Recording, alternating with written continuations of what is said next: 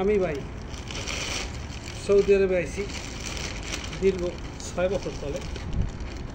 লাঠি উস্টা গিরিগুল্লা সোফা কম খাই নাই। দীর্ঘ 3 মাসে এত পরিমাণ যন্ত্রণাই পাইছি, এত পরিমাণ যন্ত্রণা দিয়েছি কেন আমি সাপ্লাই বিষয়ে আইছিলাম। তো আল্লাহর কাছে কইছি, আল্লাহ তুমি আমারে বাংলাদেশে ফেরত নিও না, আমার তুমি এই একটা কাজের ব্যবস্থা করিয়ে দাও। খালি নামাজ পড়ছি আর আল্লাহর কাছে কাঁদছি, হাত তুলে তুলে। আল্লাহ কবুল করছে। কী কাজ করে দেখছেন? ময়লা পরিষ্কার করা, গ্লাস পরিষ্কার করা আমার কোম্পানির কাজ। তা আলহামদুলিল্লাহ আমি কোনো কাজকে ছোটো করে দেখি। আর আপনার জীবন যদি আপনি বড় করতে চান, আপনি সাকসেস হইতে চান, বিশ্বাস করেন ভাই কোনো কাজকে আপনি ছোটো করে দেখা যাবে না। আমি সৌদি আরবে আসছি কিন্তু হোটেলের একটা কারিগরের বিষয় আমারে বলছে দালাল হোটেলের কাজ দেবে।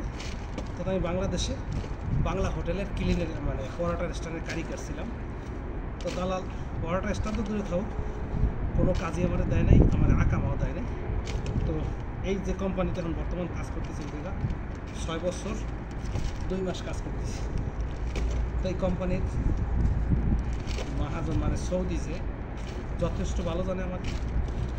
আর যে ম্যানেজার কোম্পানির আরবিতে বলে মুদিরের লাগে আমার খুব ভালো সম্পর্ক।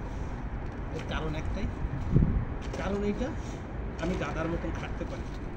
এই দেখেন এই ময়লার কাজগুলো আমরা কিন্তু 9 জন মানুষ কাজে আসছি। এই কাজগুলো ড্রাইভার মানে আমাদের কাজে আইসে এনে তো একজন দায়িত্ব দেয় মুদির। ড্রাইভারের কইছে কয়েকজনারে যে যা এইটা বলদের কিসবার কিনতে হালা। 3 জনে কইছে পারবো না। আমার একবার কইছে, আমি কই নাই যে পারবো না, কেন পারবো না, আমি কাজ করতে আইছি। আমি পারবো না এই কথা বলবো কেন? আমার তো কোম্পানি কাজের জন্য আছে, আমি 8 ঘন্টা কাজ করবো। কোম্পানির কাজ 8 ঘন্টা পরে যদি করি ওভার করি, আমার যে জায়গা দাও আমি সেই জায়গায় কাজ করবো। আমার দরকার টাইমে যাওয়া, আমার টাইম দিতেছি। আমার নামে কোনোদিন কমপ্লেন জানা কোম্পানির কাছে, কমপ্লেন জানা এই কারণ হলো একটাই যে আমি কোনো কাজ নেই, যে কাজ দিতে পারে আমি ওই কাজটারে কোনো সময় কই না পারবো না।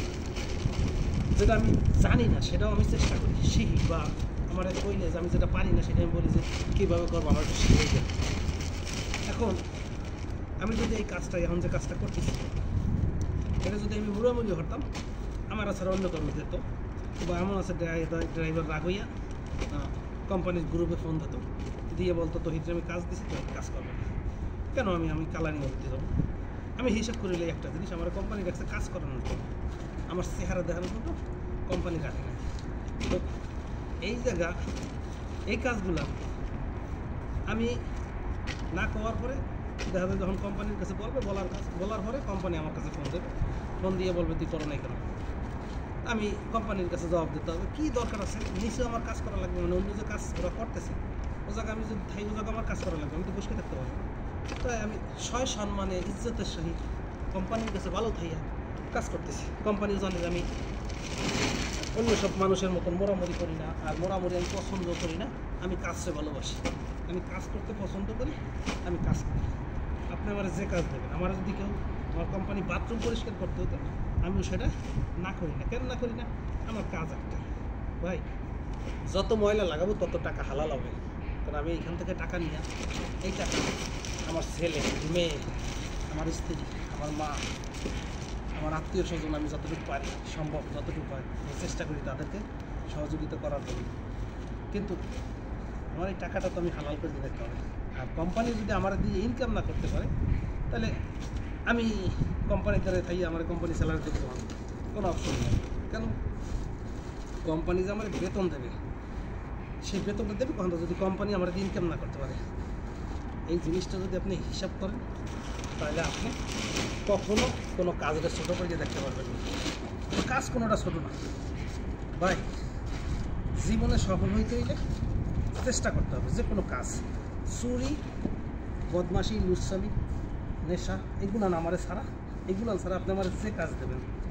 আমি যখন বাংলাদেশে গেছি 2022 সালে, আমি যেদিন বাংলাদেশে গেছি বাড়িতে গেছি, আমার বাড়িতে আমার 2টা গরু ছিল আকালে, বড় হারিয়ে গরু। 2টা গরুর দাম প্রায় 2 লাখ টাকা ছিল ওই সময়। তো এই গরু দুটো কিন্তু আমার পরিবার, আমার স্ত্রী পালন। তা আমি যেদিন গেছি এই গরু দুটোর কোনো দিন মানে কেনার পরিস্থিতি কোনোদিন গরুর কাঁচা ঘাস খাইতে পারি। আমি যেদিন গেছি সেদিন যাইয়ে সকালবেলা ঘুম থেকে উঠি ঘাস কাটতে চলে গেছি, ঘাস কাট গেলে উঠে গরুর দিছে।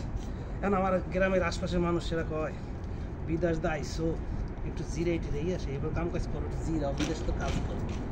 ওই যে টাকা পয়সা না থাকলে আপনারা কেউ ভালোবাসবেন না। আর আপনি যদি কোনো জায়গায় কাজ করতে চান, কাজ না করলে সে জায়গায় আপনার ভালোবাসা পাবেন না। কেন পাবেন না? আপনি কাজ করেন না। আপনি কাজ না করলে আপনার কেউ ভালো থাকবে না। সর্বপ্রথম আপনাকে কাজ করে মন জয় করতে হবে। কাজরে হিংসা করা যাবে না, কাজরে ভয় করা যাবে না। কাজে আমারে ভয় করবে, কাজে আমারে ভয় করবে যে বাবা কোন আজরাইলে চলেছে। এটা হলো বাস্তব কথা। কাজের ভয় পাইতে, কাজে যদি ভয় পানান না তাহলে জীবনে সাকসেস হইতে পারবেন না। এই দেখেন হাতে ময়লা নোংরা হয়ে গেছে। কী হয়েছে? কী হবে? সমস্যা কি? আমার কোনো সমস্যা নেই, পরিষ্কার হয়ে গেছে। 2টা বস্তা ভরছি, এখন এই কটা ভরবো। সবাই ভালো থাকবেন।